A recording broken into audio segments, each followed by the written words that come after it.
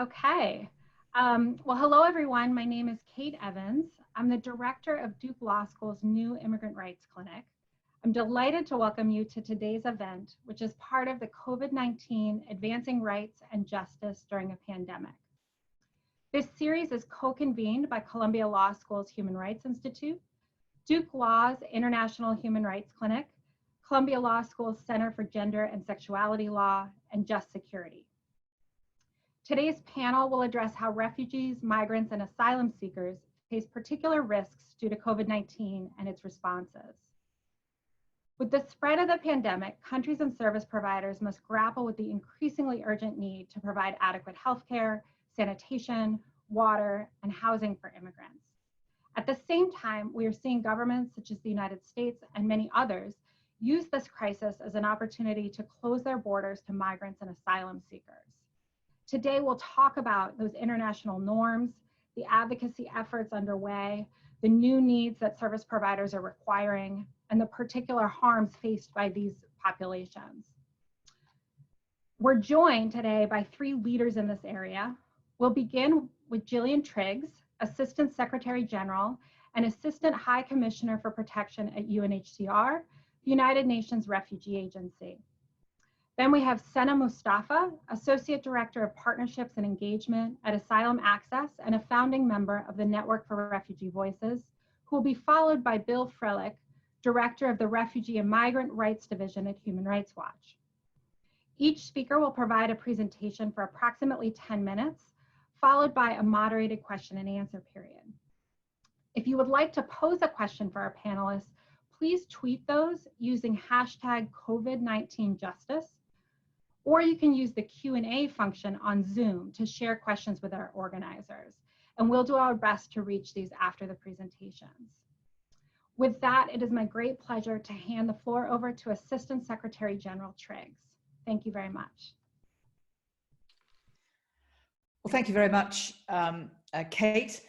And I must say, it's a very great pleasure for me to be with Sana and with Bill to discuss this initiative. It's a great pleasure, of course, also to be in an academic environment where I haven't been for a while, and to be able to hear the voices of representatives or advocates for refugees. So this is a good initiative, and because it has been or proved to be a particular challenge in a time of COVID to advocate effectively for the legal norms that underpin the work of UNHCR. So my message today is really a simple one. We must learn to work as scholars, members of civil society, as government officials or members of the business community, and of course the UN itself, for human rights and the international legal principles that have protected refugees and those forcibly displaced and stateless for many decades. Well, the UN Secretary General has declared the COVID-19 pandemic to be a global health crisis, unlike any other in the 75-year history of the United Nations.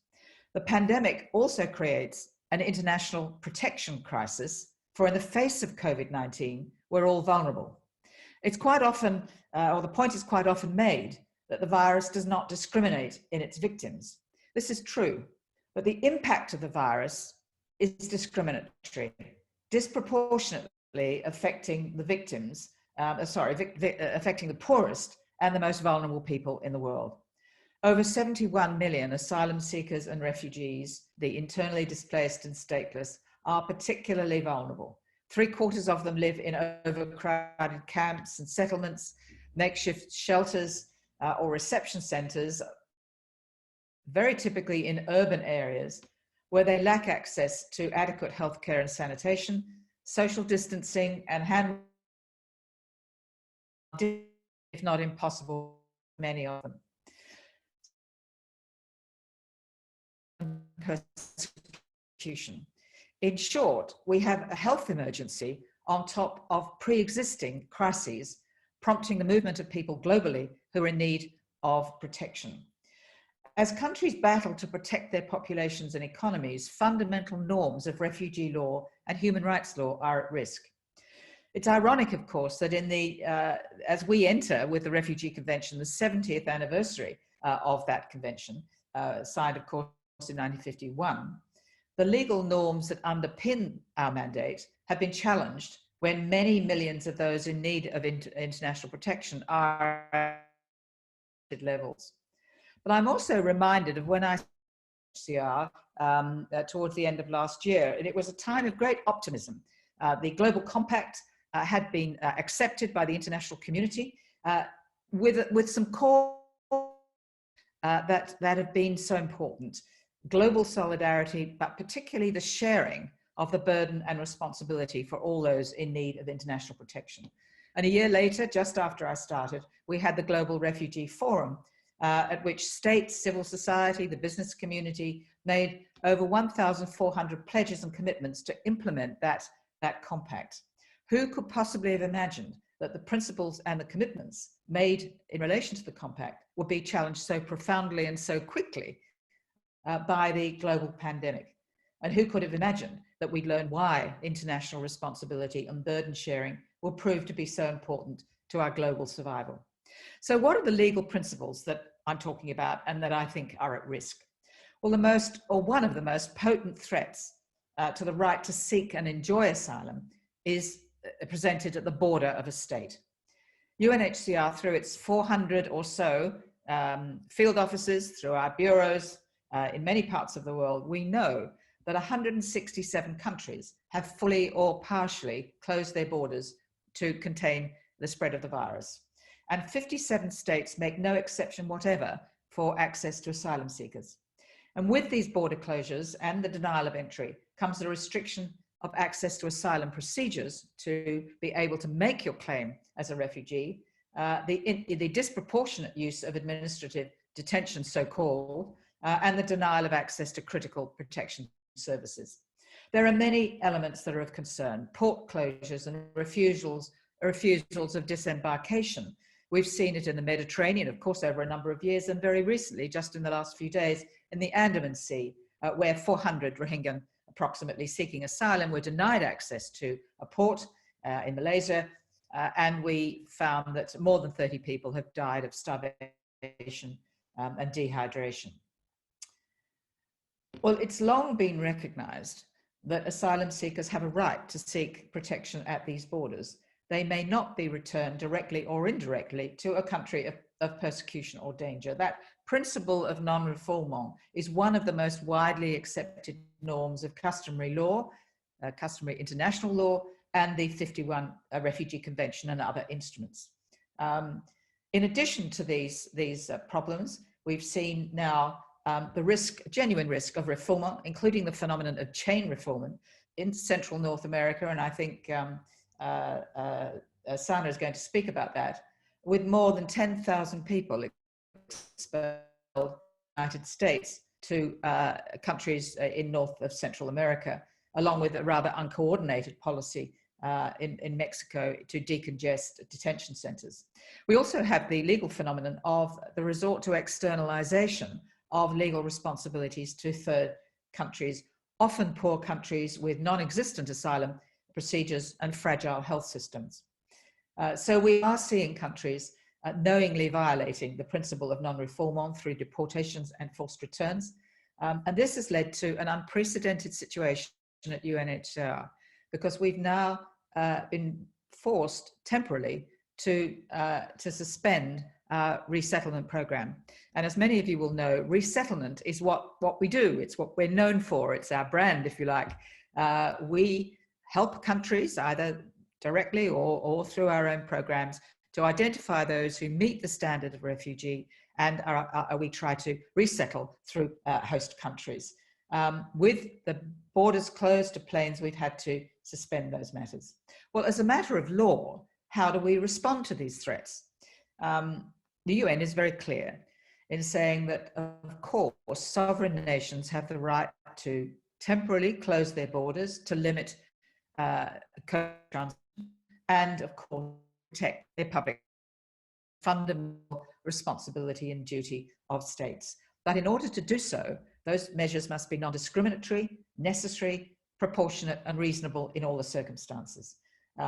We argue, and we believe it's right, that a state has a duty to protect its citizens from health pandemics, but also an obligation to protect refugees. You can do both. They're not mutually exclusive ideas.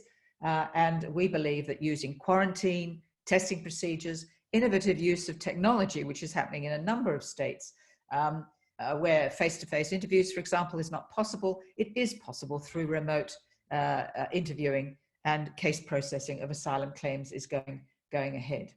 But the longer term concern that I have as a lawyer and as a member of UNHCR is that the kinds of restrictions that have been imposed, with many consequences for asylum rights and the prohibition of non-refoulement, may be justified arguably as emergency measures, but we fear they'll become entrenched or baked in once the corona crisis passes. It will pass, but there may be a determination by some countries to continue to maintain those regressive policies. So we need to be vigilant in upholding the rights of refugees to protection that can be protected in the context of this context.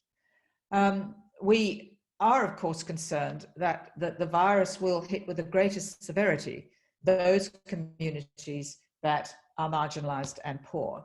So beyond the core legal points that I've been raising, we have a social and economic crisis, which is likely to go on for a very long time if we listen to the advice of OCHA, of the World Food Programme, and others who are very close to the field.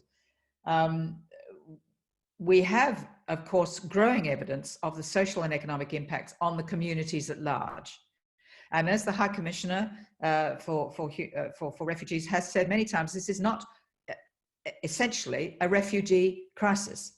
But the reality is that the impact socially and economically will hit refugee communities, displaced persons, stateless people around the world. And that is really our concern. We are seeing evidence of discriminatory restrictions on access to health and social services, the loss of livelihood, especially for urban refugees who are typically employed in the global, in the casual economy, and are invariably the first piece of people to go when there's any kind of business crisis. I should say that there are many examples where we see this form of discrimination, but equally we're seeing a number of countries who are assiduous in ensuring that refugees and displaced people are included in their national programs. So it's a very variable environment. For very obvious reasons, states are more willing to include in healthcare programs because the obvious risk is contagion, and that refugees need to be brought within those systems, but much bigger challenges with regard to livelihood, access to social services, and so on. One of the areas that has caused perhaps one of the greatest levels of consternation by member states of the UN has been sexual and gender-based violence. Again, we don't know the actual figures. We do know that the lockdowns and strict confinements, loss of income, isolation, psychosocial needs have led to a spike in sexual and domestic violence in general populations throughout the world. And we're seeing dramatic rises. We expect that refugees and displaced people will be particularly susceptible to the kinds of strains that inevitably happen in households where a breadwinner has lost his or her job, and where people are locked down in circumstances where they can't have the usual access to services or even to friends and family. The sorts of things that keep us all sane are particularly at risk of loss for communities, and we think that sexual and gender-based violence will increase. We expect that to be particularly a problem in relation to children. And that brings me on to the very particular needs of children. It's a shocking fact that about 50% of refugees and displaced people worldwide are children. And the closure of schools locks them into what can be very fraught family environments amongst the refugee and displaced population. About 1.5 billion children are currently out of school, as estimated by UNICEF, and we feel, or we fear, that the persons of concern to us will be very vulnerable to exploitation, to child labor, even to trafficking, forced marriage, of all of those things that happen to stressed families. There's also a phenomenon in relation to children that some countries have discontinued their documentation of births, and we fear that there will be a rise of statelessness. There are increases in xenophobia, where I think we need much greater leadership to push back against the profound misinformation that displaced people and refugees are vectors for the coronavirus. Well, there are many others. I should finish, but I'll finish by saying that not only are we concerned about the normative legal principles underlying refugee protection, but we are arguing that one of the safest ways for the moment of dealing with the social and economic impacts of the pandemic are to include people in national systems. If that is the case, then we have a much better chance of non-discriminatory means of ensuring access to social services, psychosocial support, and so on. So can I conclude broadly where I started, which is to return to the spirit of the Global Compact on Refugees. It's vital that we have international solidarity, that we return to the idea of sharing. We need to support the vision of the Global Compact and to advocate for international legal norms of protection. We need, I think, when the coronavirus has subsided, to regain lost ground for the normative principles and return to the international rule of law. So thank you very much indeed. Thank you so much. Sana? Yeah, thank you. And thank you for having us and organizing this together. Maybe I would just give a very quick brief about Asylum Access for those who don't know. And so Asylum Access, it's a US-based organization, but we work in Mexico, Thailand, Malaysia, Jordan, Lebanon, and eventually in Ethiopia, hopefully this year. And what we work on is really challenging legal barriers that prevent refugees from moving freely, staying safely, having access to labor market, having access to education and health services. So before this crisis, we've always been advocating for this kind of missing gap in the response sector on refugee, which is the legal and policy side of the work. And of course, in light of COVID-19, the populations that we work with, the forcibly displaced persons, now more than ever, they are facing higher risks to their lives, and which the Assistant to the Secretary Triggs highlighted perfectly. And maybe one of the things that I would mention about the risks, that of course access to healthcare is one of them, but you know, and as a solution to that, our colleagues in national offices and on a global level, we have been advocating alongside refugee-led organizations and civil society organizations to guarantee refugees the right and access to healthcare. However, it's very important to mention that once we do that, there is another piece of the work that we should be aware of, especially that actually, for example, Mexico yesterday with our colleagues in Mexico have worked with the civil society there to advocate with the Mexican government to guarantee refugees and detainees the access to healthcare, which gladly the court yesterday approved that.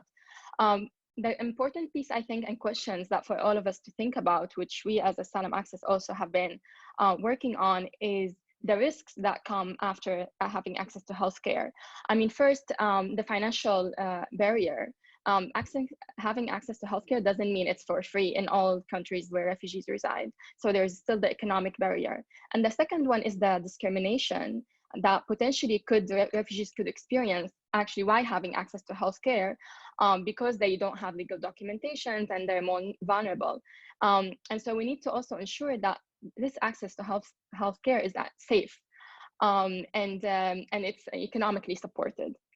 The other things that we've been seeing in our where we work and globally is, of course, the increased level of discrimination and arrest and detention of refugees, especially actually in light of the lockdowns.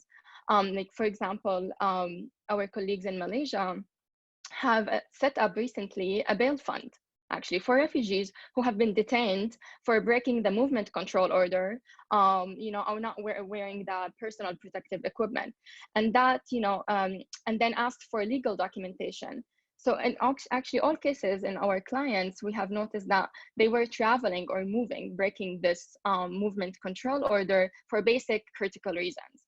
And because again, like they don't have the privilege that we have of of doing social distancing and staying at home. And what's very important is that these abuses and these violations of refugees' rights don't go undocumented at this time, because they are increasing, and that we fight for them. Which actually brings me to one point that we've been advocating for as Asylum Access, is that the consideration of legal workers as essential workers. Refugees, again, they are going without any documentation and being detained and arrested. And so besides setting up the bail fund to release refugees, but we also need to ensure that they have right for legal representation, and that legal workers are considered actually essential workers. Maybe I would talk again also, our colleagues also in Malaysia and Mexico and Thailand have adjusted all our delivery of legal services to, of course, online. So now we're doing everything through phone, WhatsApp, radio, hotlines. And so we're adapting to the context that we worked on to ensure that despite everything, forcibly displaced communities, they know that there are people they could contact for potential violations of their rights, and that we would provide the protection and the services that we can. And maybe one example I would also mention, on a global level, we are partnering now with refugee-led organizations and a national-led organization to design a joint advocacy global campaign. And the purpose of this campaign, not really just to focus on COVID-19, but if anything, to use and seize this moment to make the argument that we've been working on for decades, that denying refugees legal status documentation only results in very bad outcomes for the refugees and host community themselves. And we can see it now more than ever. So how can we ensure that we learn from this crisis and we prevent that for future crises? Which brings me to the point of that, especially now considering that the restriction of movement for international aid workers and humanitarian workers, now more than ever, it's time to empower national civil society, refugee-led organizations. They are on the ground and they are there. And so as we cannot travel as NGOs to those places, it's very important that we consider channeling and signaling our support to refugee-led organizations and national-led organizations, because they have been able to navigate their own context and continue to deliver services. I'm going to stop here and would look forward to receiving questions. Excellent, thank you so much. And Bill, we turn to you.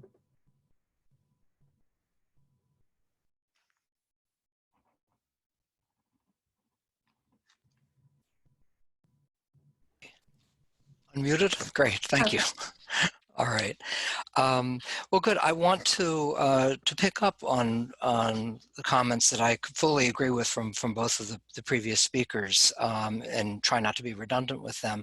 I wanted to organize it according to three areas to cover. One is the right to seek asylum and to prevent refoulement, which the Deputy High Commissioner spoke to.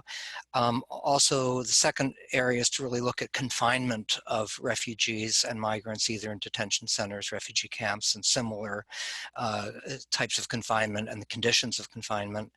And thirdly is broadly the discrimination and the application of public health measures with respect to refugees, asylum seekers, and migrants. So let me jump right into the first part, which is the one, the critical question about what does happen at borders and the right to seek asylum. We got some very revealing statistics just now from UNHCR about that, and let me tease it out with a couple of specific examples. And I'll start, of course, with the United States, which is where we're sitting at the moment with Duke, Columbia, and many of the people on the call.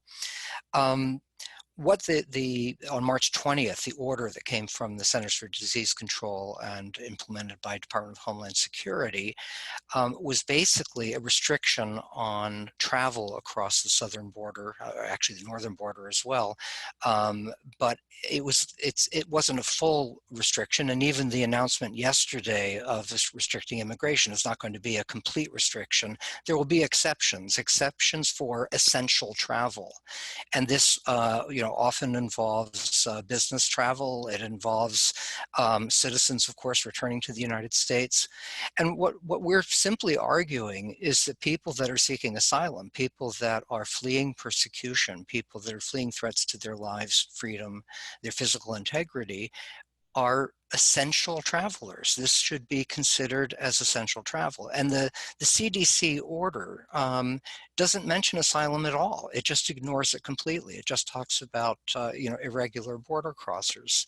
And part of the fear that we have here, it's not just the fear of that this will become the new normal and ongoing practice, but it's that these become pretexts or excuses essentially for policies that the certain governments have wanted to put in place for some time. And I'll just quote President Trump as saying, we've had this problem, meaning irregular border crossing, for decades, and now it's a national emergency and we can actually do something about it. So it looks like using an emergency as an opportunity for taking measures that the government was inclined to take during normal periods of time and couldn't get away with, basically. And we've seen these measures Hungary has done very similar things, Brazil, Uganda, where borders have been closed without exception to asylum seekers. And in some of the most dramatic, I think Gillian Triggs mentioned with Malaysia, the pushback of boats from the Malaysian government of Rohingya refugees, where a boat with almost 400 people on it, 30 of whom died, was left to drift in the Andean Sea for a very long period of time because it had been pushed back, supposedly reprovisioned with food, but not enough to feed those people who ended up starving at sea. And we've also seen Malta and Italy, declare that their ports are not safe ports for people rescued at sea. And Malta, having just recently transferred asylum seekers and migrants to the Libyan Coast Guard to be returned to Libya, which leads to my second point, which is about detention conditions for migrants and conditions of confinement for refugees in quite a number of places. When you look at the detention centers in Libya, we have been documenting for years abysmal conditions, very abusive conditions in these places. And of course, they're no better now than they've been throughout this crisis, and in fact, in many respects worse. Healthcare is not provided. People are jammed together in extremely overcrowded conditions, and hygiene is virtually impossible. I was just last week, I was in the Moria camp in Greece, last month, did I say last week? And when I was there, seeing a camp that was designed for less than 3,000 people with more than 20,000 people there. We actually just did a press release today in follow-up to my visit there earlier to talk to people in the camp about the conditions. And even though some measures have been taken to try to prevent the onset of COVID-19 in the camp, and thankfully we don't, although there are registered cases on the mainland, some of the mainland camps, as yet no cases are known, although they're known on the island of Lesbos, not in that camp. But the conditions there are primarily ones of people that are condensed, pushed in a congested area where they have to line up in the hundreds for food, and they can't possibly social distance themselves, and they don't have access to running water throughout the day. There is inadequate sanitation, and the real imperative here is to decongest these camps and make use of, for example, you have the tourist industry in Greece that is basically ended at the moment, and the availability of hotels, for example, to use to in part stimulate that economy with the use of refugees and giving them a safer place to stay. We also have done work on the Rohingya camps in Bangladesh, which I've also visited, and there again, overcrowded camps, measures being taken, but at the same time, the restrictions on the camp, they've just, since November, surrounded the camps with barbed wire. They've closed off internet access, so people don't have the ability to communicate about what they need to do to take health measures or to report on the conditions that they face. I'll leave it at that. And let me just give one example on discrimination, and I'll pull from Lebanon, which is of course a country where a quarter of the population are refugees. It's one of the most beset host countries in the world. And yet over time, there have been many discriminatory measures, both towards Palestinian refugees and Syrian refugees. Now, 78% of the Syrian refugees do not have legal status in the country. And while there's a general curfews that are imposed from 8 p.m. to 5 a.m. for the population as a whole, individual municipalities have created new, additional curfews specifically to the refugee populations with no basis for providing curfews that essentially allow them only to move from 1 p.m. to 5 p.m. Additional discriminatory measures, for example, saying that from the informal tented settlements, only one person is allowed to go to the supermarkets or to the bakeries to get food for those camps. And there's a self-reporting mechanism now for people to report COVID-19. But when you have stripped people of their legal residency and people are afraid of being deported to Syria, it undercuts your ability to have people report that they actually think that they may be infected with the disease. So these discriminatory measures, at some point are going to come back to haunt or to bite the host community. All blame, of course, doesn't go onto any of these host communities, Bangladesh, Lebanon, you name them. We do need international solidarity of the kind that Gillian Triggs was talking about earlier. And this has to be considered as, an international imperative and one that basically we're all in together. So I'll leave it at that and welcome questions. Wonderful. Thank you very much to each of you for your remarks. The questions are coming in, and I'll try to organize those a bit into groups here. I think starting first with a challenge that many of you referenced, just in terms of documenting the dangers that refugees, migrants, and asylum seekers are experiencing right now as a result of COVID-19, given the travel restrictions, the remote access, the inability to actually meet face-to-face with a number of the people who are most immediately affected. And one example was raised from one of today's participants with respect to whether or not your organizations or other organizations are able to even monitor rejections and turnbacks at the border of asylum seekers in violation of international obligations. I don't know, maybe Bill, if we could start with you and we can kind of go in reverse order and see if the other speakers want to address that. Yeah, I mean, it's always an enormous challenge to do that, but even more so right now. I'll mention a couple of things. We have documented for years pushbacks at the Turkey-Syria border, for example, and we believe those pushbacks are still happening now, but it is increasingly difficult for us to actually document those pushbacks. I mentioned, the pushaways of the boats by Malaysia, Malta returning people summarily to Libya, and of course the United States here is now summarily returning people who cross at the southern border without detaining them, without putting them through procedures to basically return them directly to Mexico if they're able to do that, or to the countries of origin, or even to so-called safe third countries. We have the asylum cooperative agreements now that have been signed with Guatemala, El Salvador, and Honduras, and deportations have continued to Guatemala. And some of the people that were deported, of course, have been reported now as being COVID-19 positive as well.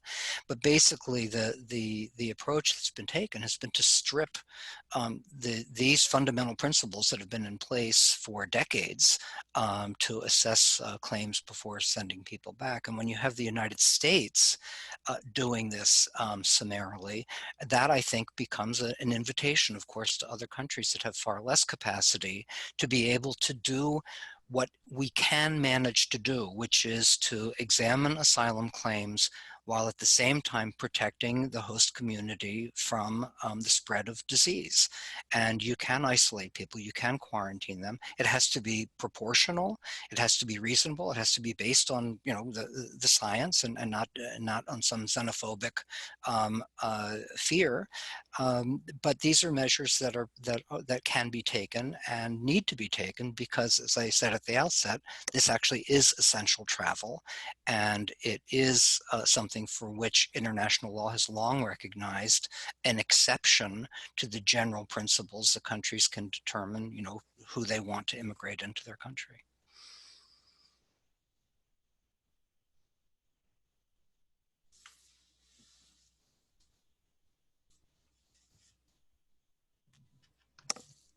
Sorry, might have been, my mute might not have worked. Senator Dr. Triggs, did you want to add any comments there with respect to access to information? Sana, do you want to go? I would just say okay, briefly, I'll go ahead. I'll let you go. We're being very polite. We won't be by the end of this, possibly. I'll go. Look, yes, I think the question's a very important one because it is difficult to document, and I know very well from my work that unless you have the figures, the statistics, and the evidence, it's not always easy to make your argument with quite the credibility that we want. Of course, if we go to the sexual gender-based violence, for example, you might notice that I was being quite careful about saying that there's a risk of substantial increase for women in refugee situations, but we actually don't have concrete evidence to demonstrate that other than at an anecdotal level. So all we can do is extrapolate from what we know are accurate figures from France, from Ecuador, from the United States, Mexico border, and so on. So there are ways of doing it, but it is extremely difficult. There are also ethical questions that I'm sure at a law school you'd be thinking about, and that is, you know, can you really go in to do the kind of interviewing that you want to do to get accurate information to people who are stressed, traumatized, and in a terrible state? And you probably can't. So, but having said that, as I said earlier, we at UNHCR, we have 400 field officers, and we have 7 bureaus, 6 of them in represented parts of the world. We have a quite impressive ability to gain the intelligence, to gain the information from the fields and to know that what we're saying is accurate. The other is that we've got wonderful research staff who can look at the legislation of every country and say, we know that 167 states have closed their borders and only 57 are allowing, etc. So there are ways of doing it. And as Bill has said, there are other very obvious ones, which fortunately the media can illuminate, being, for example, the turn back by Malaysia of the Rohingya boat, and we can trace that through. We also know a number of examples of the Mediterranean. So I think it's a case of forensically putting the evidence together, but I do think it's crucial because in this sort of post-truth world, the UN, above all entities, has got to be absolutely right. And I know, of course, that's what universities and other institutions really want to do. Get your evidence right, then you can make your advocacy point. Thank you. If I may add to this, please, we don't necessarily, as Asylum Access, work on documenting rejected requests for asylum at the border. However, on the US side, but what we do is actually documenting the violations of giving refugees and asylum seekers in Mexico their right to seek asylum. So we document that, and we also challenge the national system over the 3 days period of seeking asylum, and we do representation in the courts. Especially now in light of COVID-19, we're also documenting detention, and we're doing a lot of advocacy work on detention release for migrants and refugees in Mexico. Yeah, relatedly, and sticking with you, Sana, for a minute, one of the participants today was asking how we can provide a voice for refugee groups, migrant groups in this moment of remote work, and how you're partnering with various organizations on the ground and people, directly affected by the situation to sort of speak out with them in today's crisis. Mm-hmm. Yeah, that's a great question. And as I mentioned in the beginning, it is unfortunate that a lot of the international aid workers and development workers are unable to travel to those places where refugees are, but also maybe it's an opportunity for all of us to see how we can channel resources and work with the communities that are already there, with refugee-led organizations and national-led organizations. So I would encourage all of us to rethink the design of our advocacy campaigns, of our programs and service delivery, to think how we can work with refugee-led organizations. Because, it has been mentioned how difficult it is, especially in such circumstances, to talk with refugees on even documenting what's happening to them. And no one is better at this than the community themselves. And so leveraging that is very critical. There are big numbers of refugee-led organizations and civil society-led organizations, national ones, that also waiting for opportunities actually to partner with the global one to kind of do this mix of global and local voices and elevate those voices louder. And I think that now more than ever is the opportunity to do that. And so partnering with refugee-led organization is one way. Funding and resources.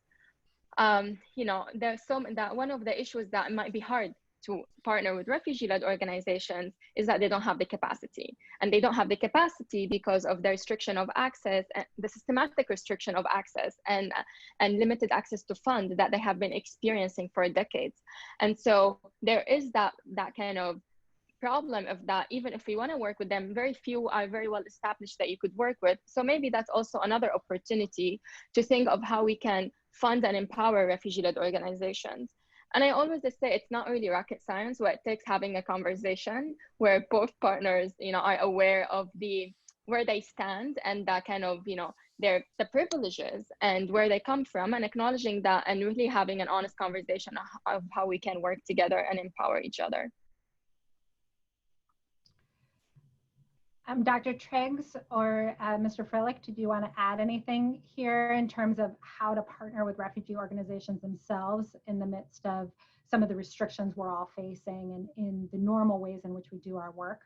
Yeah, I do have a thought to add to that, which is that while we certainly want to encourage refugee self-help. We want to, and refugees are doing heroic self-help measures in places like I mentioned, Kutupalong camp in Bangladesh and the Moria Center in Lesbos as two examples.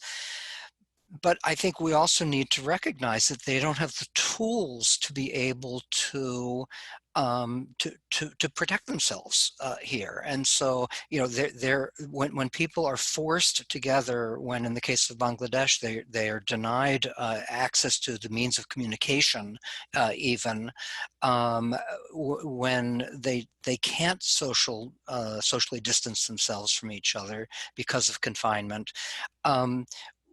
Self-help can only go so far, and I think we need to recognize that. Yes, they are partners in advocacy. We need to partner with them, help them to try to amplify their voices as much as we can. But we also need to recognize that they can't do it alone, and it's not a question of self-sufficiency here. It's a question of basically making policy decisions that don't put them at such a stark disadvantage that they're not actually able to protect themselves. Thank you. Yes, Dr. Triggs? Yes, well, I can only really add to that by making some basic points. One is the enormous importance of the NGO community working at the local level, particularly. And that goes to the point of evidence. Again, the NGO community, refugee advocacy groups can be enormously powerful as witnesses to what is happening. So that was one point. The other is that UNHCR is working very, very hard to ensure that the refugee voice is heard in all of our decision-making and public events, trying to engage them more and more with the kind of considerations that we're giving to refugee rights. Now, it's a small start. There's a very long way to go, but we certainly embrace and advocate for the principle that refugees should have a voice to be able to make their to make their points. Finally, we are also trying to use refugees to tell the stories. There are some marvelous stories, and Bill and Sana are very aware of them, really heartwarming stories. But I make the point that Bill makes is quite right.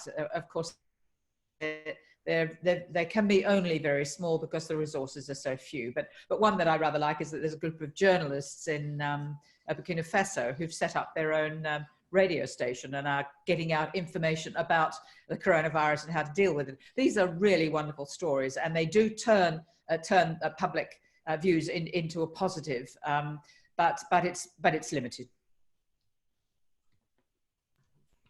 Well, the next set of questions has to do with some of that balancing act that I think all of you have referred to in terms of not seeing public health and humanitarian protection as trade-offs, but rather things that countries have obligations to do both.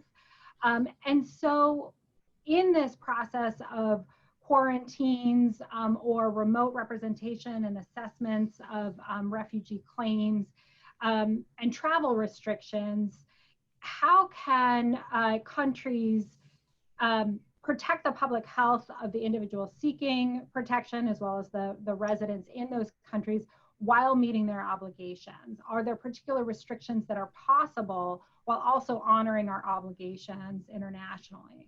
And maybe Bill, let's start with you.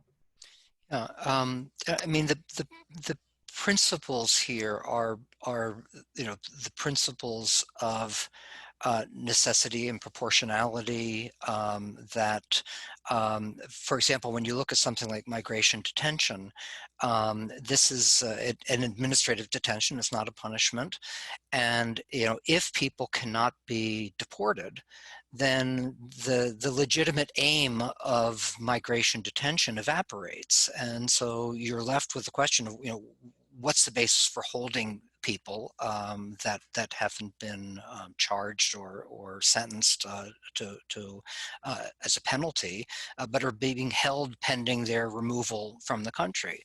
And so we have to look at alternatives to that, while recognizing that, okay, if there is a real public health risk, assess what that is and assess the measures that you need to take in order to ensure that you don't spread disease. And so, if that means isolating people, to get agreements for people to isolate in place, and the same if they have a place to go, and you can confirm that, and you can supervise release with check-ins, then people can go and join their families and be supported in a place where they're not going to be confined together, where the chances of infecting each other, infecting the staff, and when the staff go home to their families, infecting their families, you're not necessarily protecting yourself because there's no hermetically sealed way of dealing with this. And so we're basically saying take rational, reasonable measures that are not discriminatory, that basically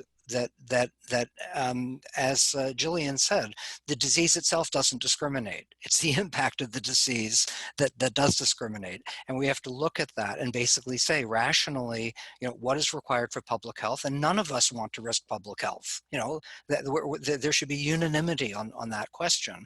And that includes the refugees themselves. The refugees are petrified that they're going to, in these closed places, that they're going to contract the disease. They're taking every measure they can possibly take take to prevent that from happening. And they're going to continue to do so. And we should trust that and recognize that they're partners in this, in trying to control this disease from spreading. And just to reiterate that there are imperatives here, but they're not really competing imperatives. You can do both at the same time. You can protect people from refoulement and you can protect the public health, and we need to be able to do both of those things. Thank you, Sana. Did you want to add to that? Yeah, I couldn't agree more. And on a personal thought, actually, like one of the things that a lot of refugees in host countries have been waiting for to be resettled to Europe or North America for years. And a lot of them, their travels have been put on hold due to COVID-19 after, like some were traveling next week or some or this month. And one of the things is that, as Bill mentioned, with taking the right measures, this doesn't need to be on hold because those governments anyway are actually running repatriation flights for their own citizens. So, and they're also offering, for example, with Canada, they're offering government-paid shelter for 14 days upon arrival from being overseas for their citizens and permanent residents to actually stay there to make sure, they're taking all the health measures.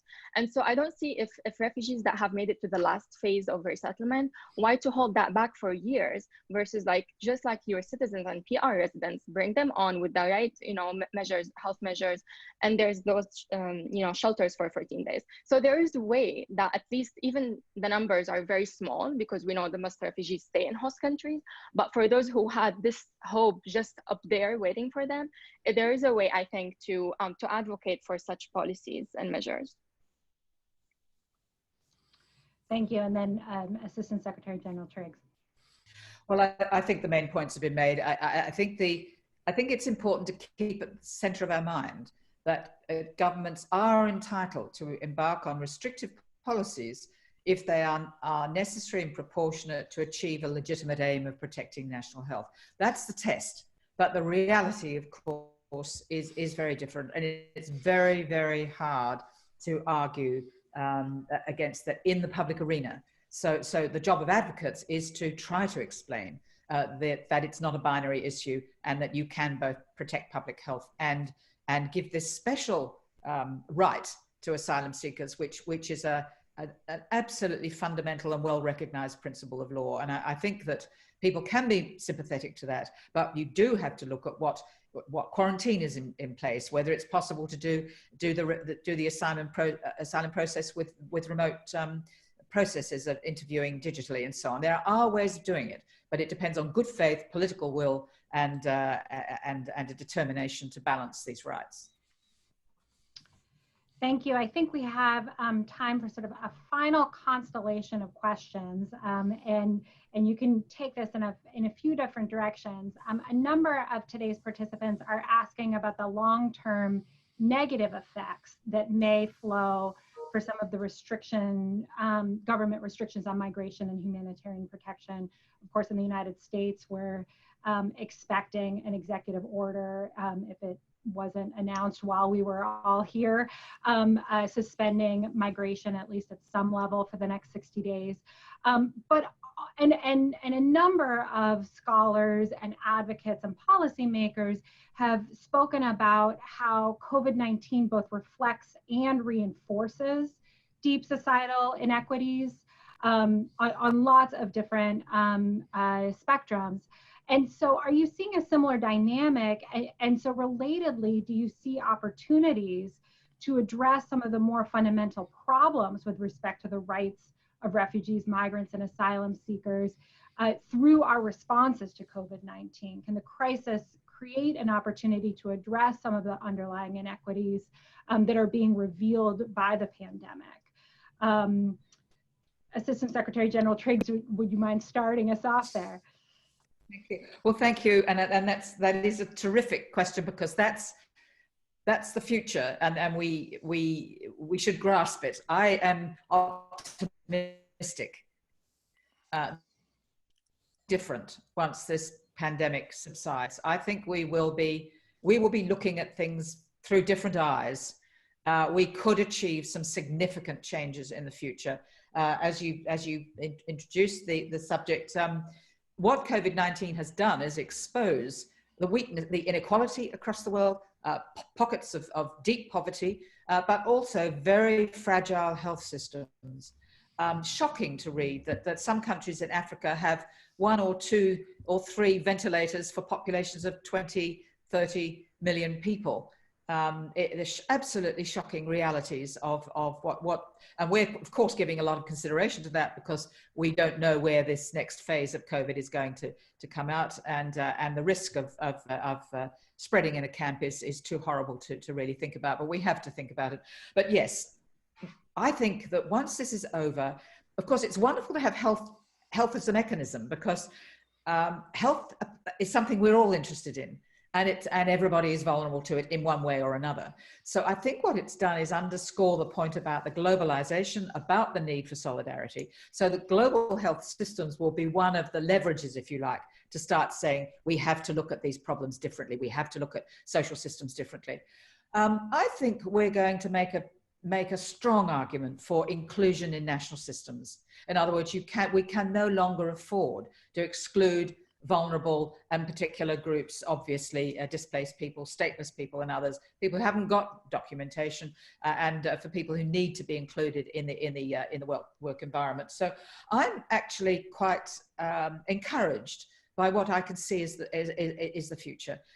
We are seeing a degree of solidarity globally, and I think that based on fundamental principles, and I think we can work towards those positive outcomes. So yes, I think grasp those opportunities, and let's see if the world can be a better place once COVID has subsided.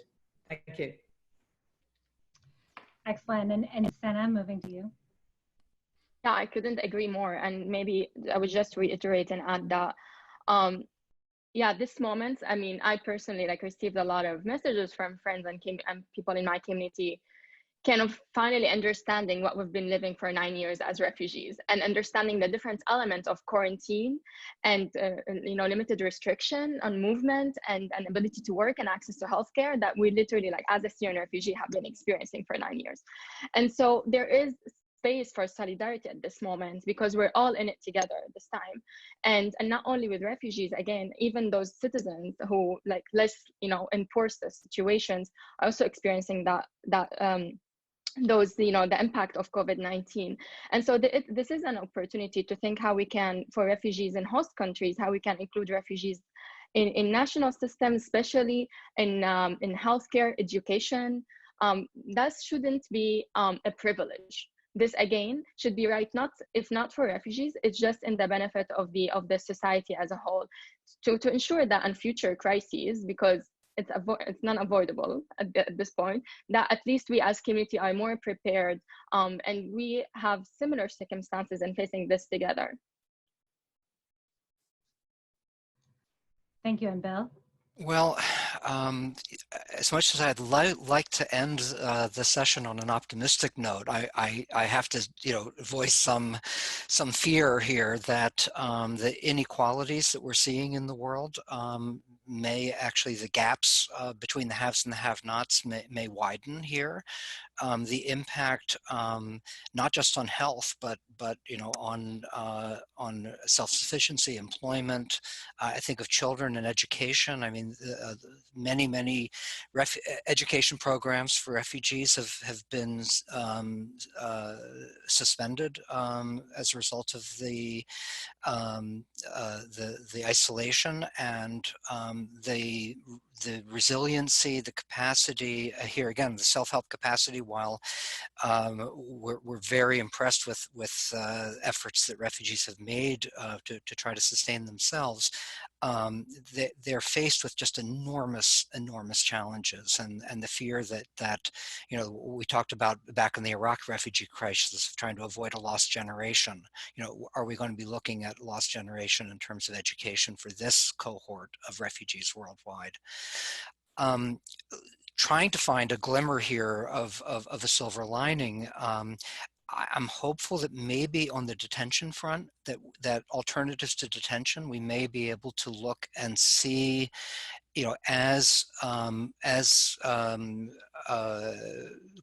governments decide that it's not a good idea to confine a lot of people in migration detention and administrative detention, and seek alternatives to that that might provide opportunities for rethinking the necessity of detention and whether there are other ways of being able to achieve the aims of detention without actually putting people into those conditions. So I see the most hope there, I think, in practical terms for the groups that we're talking about. But I have some real concerns about the impact long term on impoverishment of already marginalized groups and the future for children in particular. Well, that brings us to the end of our time here today.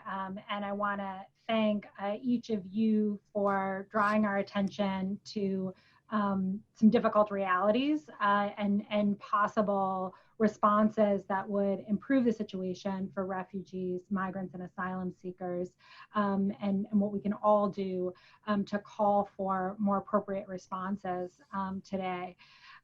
Thank you to everyone for your questions. Apologies for those that we were not able to get to. They were excellent, and I tried to do my best to get opportunities for the panelists to respond to each of those. The recording from today's panel, including closed captioning, will be available on the website for the series within a couple of days, along with all of the past panels, which have been excellent. And more information is available also on Twitter at the hashtag COVID-19 Justice. I encourage everyone to join for the next event in the series, which will take place on Tuesday, April 28th. This will address movements, organizing, and empowerment in the time of COVID-19, and likely build on a number of the threads recognized today. Thank you again to our panelists and for everybody joining us today. Thank you very much. Everyone. Enjoyed it very much. Good to meet you all. Bye-bye. Bye-bye.